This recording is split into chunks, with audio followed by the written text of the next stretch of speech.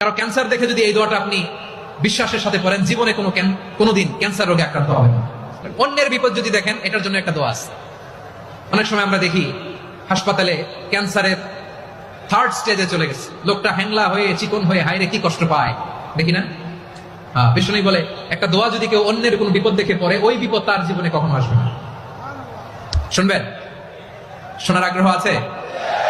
অনেক সময় হয় যে আমরা মহাসড়ক দিয়ে যখন চড়ি, দুর্ঘটনায়, আইরে আল্লাহ, দুর্ঘটনায় মানুষের মাথা একদিকে, দেহ আরেকদিকে, ব্লিডিং, এরকম হয় না?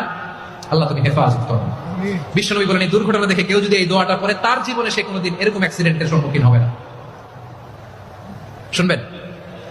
বিশ্বনবী বলেন অন্যের বিপদ দেখে কেউ যদি পড়ে, আলহামদুলিল্লাহিল্লাযী আফানি মিম্মা বাতালাকা বিহি ওয়া ফাদ্দালানি আলা কাসীরিন মিম্মান খালাকা তাফদীলা, মানে প্রশংসা সে আল্লাহর, যে আল্লাহ তাআলা তোমাকে যেই জিনিস দিয়ে পরীক্ষা করেছে, আমাকে ওইটা থেকে বাঁচিয়ে দিয়েছে।